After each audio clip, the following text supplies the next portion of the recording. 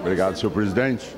Senhoras e senhores parlamentares, ontem o ministro da Saúde esteve aqui na Câmara dos Deputados para debater sobre esse assunto que, sem dúvida nenhuma, é o ponto onde o governo da presidente Dilma está mais mal avaliado, que é exatamente o atendimento na área da saúde da população brasileira.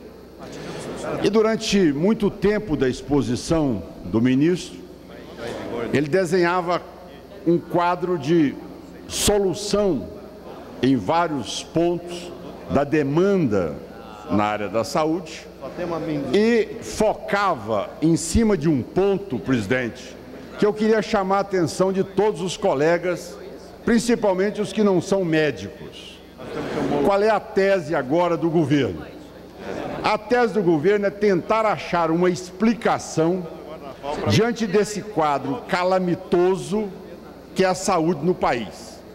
E ele agora resolveu eleger como responsável de todo esse caos no Brasil na área da saúde, resolveu eleger a seguinte tese: olha, a saúde não está boa porque nós temos uma pequena concentração de médicos por 1.000 habitantes. Então, o Brasil tem apenas 1,8 médicos por 1.000 habitantes.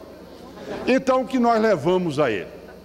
Interessante que, por isso aí, você queira trazer todos os médicos de todos os outros países para chegarem ao Brasil.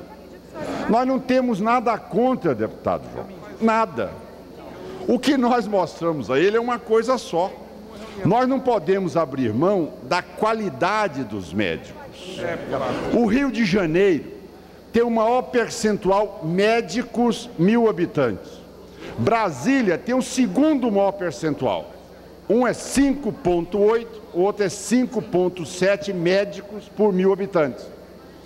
O próprio Ministério da Saúde fez um levantamento e identificou que os dois piores atendimentos na área da saúde no país do SUS, Rio de Janeiro e Brasília. Então isso cai por terra a tese que é apenas o volume. Aí disseram, não, mas na medicina dos Estados Unidos, 20% dos médicos que lá exercem a medicina vieram de fora. Sim, nós sabemos disso muito bem. Sabem por quê? Porque todos os países da língua inglesa, principalmente Estados Unidos, Canadá, Nova Zelândia, Inglaterra, Austrália, esses países eles têm um currículo uniformizado. Então as pessoas fazem o curso de medicina, ao chegar nos Estados Unidos, eles fazem uma prova, que é o board, que no Brasil chama revalida, e aí sim, eles atendendo aquelas exigências da prova, passando, eles podem exercer a medicina. O que eles querem fazer para o Brasil, vejam o senhor, é importar médicos para o Brasil, mas dizer que eles não precisam de passar nesse concurso chamado revalida. Por terem o diploma em qualquer lugar do mundo, ele pode chegar no Brasil e ser destinado a vários locais para poder atender a população brasileira. Quem vai se responsabilizar por todas as iatrogenias praticadas por esses médicos? Todas as sequelas que serão praticadas por esses médicos, que não têm um currículo de formação compatível com a medicina brasileira, nem tem um conhecimento profundo na área que ele se especializou. Essa é a grande dificuldade. Mas estão induzindo aos prefeitos e a muitos deputados federais a defender essa tese. Olha, vamos resolver o problema da medicina trazendo médicos do exterior. Pode trazer quantos quiserem, não tem problema algum. Agora, o que nós lutamos, o que o Conselho Federal de Medicina, o que a Associação Médica Brasileira, o que a Federação Nacional dos Médicos luta, é para que eles passem pela mesma condição de aprovação que nós, médicos, somos submetidos. Um dado a mais, para poder desmontar essa tese. Vocês sabem que, em média, em cada consulta, um médico pede 3 exames.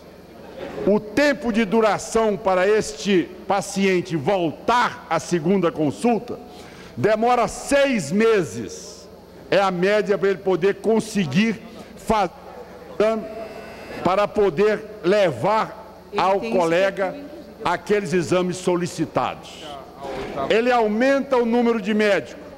Nessa hora, ele teria que sextuplicar o número de laboratórios, raio-x, tomografia, ressonância, serviço de endoscopia, colonoscopia, biópsia, enfim, tudo isso é uma demanda igual. O governo não tem essa estrutura, não propõe essa estrutura, diz que não tem dinheiro para ela e muito menos para financiar o custeio dela. Então, veja bem, a nossa preocupação é que nessa hora o Ministério da Justiça, o Ministério da Saúde, ao invés de fazer um uso de uma política de Estado para a saúde, está fazendo uso de uma política do ponto de vista eleitoreiro.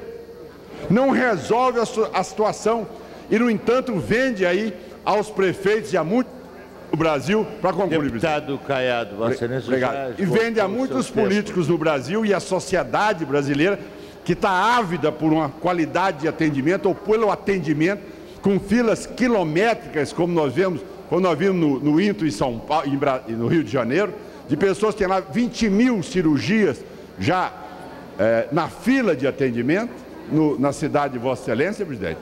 Então, essa ansiedade é repassada ao cidadão que, se trouxer mérito, está tudo resolvido. Então, isso é um falso positivo.